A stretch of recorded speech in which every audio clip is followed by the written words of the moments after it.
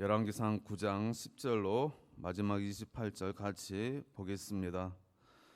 솔로몬이 두 집 곧 여호와의 성전과 왕궁을 20년 만에 건축하기를 마치고 갈릴리 땅의 성읍 20곳에 히람에게 주었으니 이는 두로 왕 히람이 솔로몬에게 그 온갖 소원대로 백향목과 잣나무와 금을 제공하였습니다. 히람이 두로에서 와서 솔로몬이 자기에게 준 성읍들을 보고 눈에 들지 아니하여 이르기를 내 형제여 내게 준 이 성읍들이 이러한가 하고 이름하여 가볼 땅이라 하였더니 그 이름이 오늘까지 있느니라. 히람이 금 120달란트를 왕에게 보내었더라. 솔로몬 왕이 역군을 일으킨 까닭은 이러하니 여호와의 성전과 자기 왕궁과 밀로와 예루살렘 성과 하솔과 무깃도와 게세를 건축하려 하였습니다. 전에 애굽 왕 바로가 올라가서 게세를 탈취하여 불사르고 그 성읍에 사는 가나안 사람을 죽이고 그 성읍을 자기 딸 솔로몬의 아내에게 예물로 주었더니 솔로몬이 게셀과 아래 벳호론을 건축하고 또 바알락과 그 땅에 들에 있는 다드몰과 자기에게 있는 모든 국고성과 병고성들과 마병의 성들을 건축하고 솔로몬이 또 예루살렘과 레바논과 그가 다스리는 온 땅에 건축하고자 하던 것을 다 건축하였는데 이스라엘 자손이 아닌 아모리 사람과 헷 사람, 브리스 사람과 히윗 사람과 여부스 사람 중 남아있는 모든 사람 곧 이스라엘 자손이 다 멸하지 못함으로 그 땅에 남아있는 그들의 자손들을 솔로몬의 노예로 역군을 삼아 오늘까지 이르렀을 때 다만 이스라엘 자손은 솔로몬이 노예를 삼지 아니하였으니 그들은 군사와 그 신하와 고관과 대장이며 병고와 마병의 지휘관이 됨이었더라. 솔로몬에게 이를 감독하는 우두머리 550명이 있어 일하는 백성을 다스렸더라. 바로의 딸이 다윗성에서부터 올라와 솔로몬이 그를 위하여 건축한 궁에 이를 때에 솔로몬이 밀로를 건축하였더라. 솔로몬이 여호와를 위하여 쌓은 제단 위에 해마다 3번씩 번제와 감사의 제물을 드리고 또 여호와 앞에 있는 제단에 분향하니라. 이에 성전 짓는 일을 마치니라. 솔로몬 왕이 에돔 땅 홍해 물가의 엘로 근처 에시온게빌에서 배들을 지은지라. 히람이 자기 종 곧 바다에 익숙한 사공들을 솔로몬의 종과 함께 그 배로 보내매 그들이 오빌에 이르러 거기서 금 420달란트를 얻고 솔로몬 왕에게로 가져왔더라. 아멘. 인생의 후반부도 승리하려면 이라는 제목으로 말씀을 나누기를 원합니다. 오늘 일부 예배 참석한 분들 많지는 않지만 여기 계신 대부분 인생에 있어서 전반부, 후반부 이렇게 나누어 본다면 거의 대부분이 후반부 인생을 살고 계실 것입니다. 우리의 인생의 후반부를 어떻게 잘 마무리를 지을 것인가 굉장히 중요할 것입니다. 특별히 신앙인에 있어서 우리가 인생의 전반부에 하나님을 알고 예수 그리스도를 믿는 그 믿음을 가졌다라고 한다면 그 믿음을 바탕으로 인생의 후반부를 아름답게 잘 마무리 짓는 것이 굉장히 중요할 줄로 압니다. 오늘 솔로몬의 인생의 후반부의 모습을 통하여서 우리의 인생의 후반부가 어떠해야 하는지 잠시 교훈으로 삼기를 원합니다. 우리가 길게 오늘 열왕기상 9장의 본문 말씀을 상고해 보았지만 읽어보았지만 겉으로 보기에는 솔로몬의 인생의 후반부가 굉장히 화려한 것 같습니다. 굉장히 활달하고 또 많이 왕래가 오가고 겉으로 보기에도 굉장히 화려한 것처럼 보여집니다. 과연 인생의 후반부에 있어서 솔로몬이 지금 잘하고 있는가? 우리가 과연 본받을 만한가? 우리가 자세히 살펴볼 수 있어야 하겠습니다. 겉으로 보기에는 그러합니다. 솔로몬의 인생의 후반부는 그의 통치기간 후반부는 화려한 것처럼 보이고 또 그 후반부는 전반기보다도 더 활동적인 것처럼 보여지는 것입니다. 오늘 말씀의 13, 14절에 보면 이런 말씀이 있습니다. 이르기를 내 형제여 내게 준 이 성읍들이 이러한가 하고 이름하여 가볼 땅이라 하였더니 그 이름이 오늘까지 있느니라. 히람이 큰 120달란트를 왕에게 보내었더라. 그랬습니다. 오늘 이 히람 왕이 솔로몬이 성전을 건축하는 그리고 왕궁을 건축하는 일에 있어서 많은 재료를 보탠 것을 볼 수가 있습니다.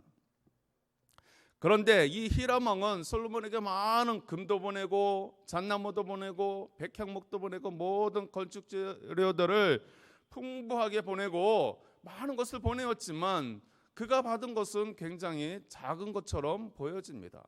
무엇을 말하고 있습니까? 솔로몬의 힘이 대단하다는 것입니다. 솔로몬의 힘이 막강했기 때문에, 이스라엘의 힘이 막강했기 때문에 히람 왕도 어쩔 수 없이 솔로몬이 달라고 하는 대로 줄 수밖에 없는 그러한 형편이었던 것입니다. 굉장히 외교적으로도 힘이 강대했던 것을 볼 수가 있는 것입니다. 그러나 그럼에도 불구하고 히람 왕이 이렇게 많은 것을 자기가 손해보는 것처럼 보일지라도 많은 것을 보내는 이유가 분명히 있을 것입니다. 단순히 솔로몬이 자기보다 힘이 세다라는 그 이유뿐만 아니라 솔로몬과 좋은 관계를 유지할 때에 도리어 후에는 많은 것을 얻을 수 있다라고 하는 그 외교적 실익 때문에 히람 왕이 그렇게 하고 있는 것입니다. 실제적으로 26절부터 28절에 보면 이 히람 왕이 솔로몬과의 협업을 통해서 많은 이득을 취하는 것을 보게 되어지는 것입니다. 또한 이 솔로몬은 그 당시에 강대국이었던, 오늘날 미국과 같은 강대국이었던 이 이집트와도 외교적인 관계를 잘 맺고 있었습니다. 그래서 그 이집트와 관계를 잘 맺기 위해서 그 이집트의 공주, 즉 애굽 공주를 자신의 왕비로 맞아들이는 그런 모습을 보게 되어지는데, 말씀해 보면 게셀이라고 하는 그 도시를 지참금으로 이 왕비가 가지고 옴으로 인하여 그 도시를 차지하게 되어지는 것을 보게 되어집니다. 그러한 모습을 볼 때 솔로몬이 외교적으로도 굉장히 성과를 이루고 있고 잘하는 것처럼 그렇게 보여지더라는 것입니다. 그러나 그러한 겉의 모습과는 달리 솔로몬은 안으로 영적으로, 그의 신앙적으로 병들어 가고 있었습니다. 지금은 그가 힘으로 외교를 잘 유지하고 있지만, 주변 나라들과 좋은 관계를 유지하고 있는 것처럼 보여지지만, 이제 그 후에는 결국은 그 관계를 잘 맺었던 그 나라들이 도리어 이스라엘을 침공함으로 인하여 어려움을 겪게 되어지는 것입니다. 오늘 이 솔로몬은 자신의 이 나라를 부강하게 만들기 위하여 또 많은 성을 건축하고 있는 것을 보게 되어집니다. 오늘 15절 말씀에 보면 솔로몬 왕이 여건을 일으킨 까닭은 이러하니 여호와의 성전과 자기 왕궁과 밀로와 예루살렘 성과 하솔과 머깃도와 게셀을 건축하려 하였음이라. 더 부강한 나라, 더 튼튼한 나라, 감히 적들이 침범하지 못한 나라로 만들기 위하여 많은 성을 솔로몬은 짓고 있습니다. 그렇게 성을 높이 쌓으면 더 부강한 나라가 될 줄로 착각하고 있는 것입니다. 더 안전하고 더 평화스러운 나라로 만들 수 있을 것처럼 그렇게 여기면서 성을 짓고 또 성을 짓는 것입니다. 그 성을 지을 때 누가 짓습니까? 백성들이 짓는 것입니다. 많은 노역이 동원되어지고 물자가 동원되어지고 또 거기에 많은 돈이, 그리고 백성들의 노동력이 추가되어지는 것입니다. 그러할 때에 그 많은 부역들, 세금들, 노동력들, 그러한 가운데 백성들의 원성이 높아지기 시작합니다. 지금 솔로몬은 그 성을 통하여 외적의 침입을 막고 평화를 지키고 더 튼튼한 나라를 만들기를 원했으나, 내부적으로 백성들의 원성을 더 크게 살 뿐만 아니라 이 솔로몬이 보이지 않는 하나님을 의지하는 것이 아니라 보여지는 성곽을 더 의지하는 그런 어리석음을 범하기 시작하더라는 것입니다. 당장 눈에 보여지는 저 성곽들이 나라의 안위를 지켜주고 이 백성을 지켜주고 이 나라를 부강하게 할 것처럼 보여집니다. 당장 눈에 보여지는 그러한 외교술들이, 주변 나라들과의 관계를 잘 맺고 있는 이 모든 것들이 자신에게 권력을 계속해서 유지해주고 힘을 유지해주고 평화스러운 나라로 계속해서 그렇게 세워져 갈 것처럼 보여집니다. 그러나 지금 솔로몬은 내부적으로는 하나님을 멀리하고 썩어져가는, 무너져가는 그 물질을 의지함으로 인하여 결국은 이 솔로몬이 타락하게 되어지는 그러한 결정적인 원인이 되고 마는 것입니다. 솔로몬의 외교와 건축 가운데에 그의 인생의 후반부의 모습, 그의 통치 기간 후반부의 모습은 강력한 것처럼 보여집니다. 활발한 것처럼 보여집니다. 화려한 것처럼 보여집니다. 겉으로 보기에는 그러합니다. 그러나 그는 한 나라의 왕이기 이전에 그는 하나님 앞에서의 한 자녀의 모습으로 우뚝 세워져야 했습니다. 그가 처음 왕으로 등극할 때에 하나님을 의지하여서 그 하늘의 지혜를 구했던 것처럼 하나님을 철두철미하게 의지했던 그 모습을 계속해서 그의 통치 후반부에도 유지했더라면 비록 성곽이 높이 쌓아지지 아니하고 주변 나라들과의 관계가 원만한 것처럼 아니 보인다 하더라도 하나님 앞에서 그가 낮아진 모습으로 계속해서 하나님을 의지하는 그 첫 마음을 유지했더라면 하나님이 그 나라를 지켜주셨을 것입니다. 도리어 더 풍요롭고 더 안전한 나라가 될 수 있었을 것입니다. 그러나 그의 신앙이 점점 무너져 내리고 있는 것입니다. 겉으로 보여지고 있는 그 화려한 것들 그 안에 자신의 정작 중요한 자신의 믿음은 신앙은 무너져가고 있었던 것입니다. 오늘 본문에는 그의 인생 후반부에 있어서 그의 신앙이 어떠한 것을 단적으로 잘 보여주고 있습니다. 오늘 9장 24절로 25절의 말씀을 우리 다시 한번 보겠습니다. 바로의 딸이 다윗성에서부터 올라와 솔로몬이 그를 위하여 건축한 궁에 이를 때에 솔로몬이 밀로를 건축하였더라. 솔로몬이 여호와를 위하여 쌓은 제단 위에 해마다 3번씩 번제와 감사의 제물을 드리고 또 여호와 앞에 있는 제단에 분향하니라. 이에 성전 짓는 일을 마치니라. 오늘 이 말씀만 보면 아니 솔로몬 잘 하고 있네. 여전히 제사를 1년에 3번씩 올라가서 드리고 있고 괜찮은 것 같은데 그의 신앙을 잘 유지하고 있는 것처럼 보여지는데 이렇게 우리가 착각할 수 있습니다. 그런데 오늘 그의 신앙에 대해서 오늘 그의 후반부 통치 기간에 대해서 그의 신앙이 어떠했더라라고 하는 말씀은 이 한 구절밖에 없는 것입니다. 다른 외교적인 그리고 군사적인 그러한 건축적인 그러한 일들에 대해서 많이 기술하고 있지만 그의 신앙에 대해서 오늘 단적으로 이 한 구절 성전 짓는 일을 마치니라 이 구절로 끝나고 있는 것입니다. 우리는 우리의 인생에 있어서 가장 중요하고 가장 많은 비중을 차지해야 되는 것이 무엇인가 우리 다시 한번 생각해 보게 되어집니다. 그것은 세상의 일도 아니고 우리의 가정사도 아니고 신앙인 것입니다. 내 신앙의 일이 내가 하나님 앞에서 하는 일들이 하나님 앞에 서는 일들이 가장 큰 비중을 많이 차지해야 하고 그리고 인생의 후반부에 있어서 더 많은 부분을 차지해야 그나마 우리의 신앙을 유지할 수 있을 것입니다. 그러나 솔로몬은 그러지 아니었습니다. 반대로 세상적인 일은 바쁘고 세상적인 일에는 활달하고 세상적인 것에는 많은 행적을 이루고 있는 것처럼 보이지만 정작 자신의 중요한 신앙에 대해서는 단 한 줄로 그치고 있는 것을 보게 되어집니다. 오늘 이 본문 말씀 가운데에 솔로몬 왕이 애굽의 왕비를 위하여 또 하나의 건축을 하게 되어지는데 그 왕비를 위한 왕궁을 건축을 하고 있는 것입니다. 그런데 그 왕비를 위한 왕궁은 원래는 성전 옆에 자리 잡고 있었습니다. 그런데 그 왕궁을 새로 짓겠다라는 것입니다. 왜 그렇습니까?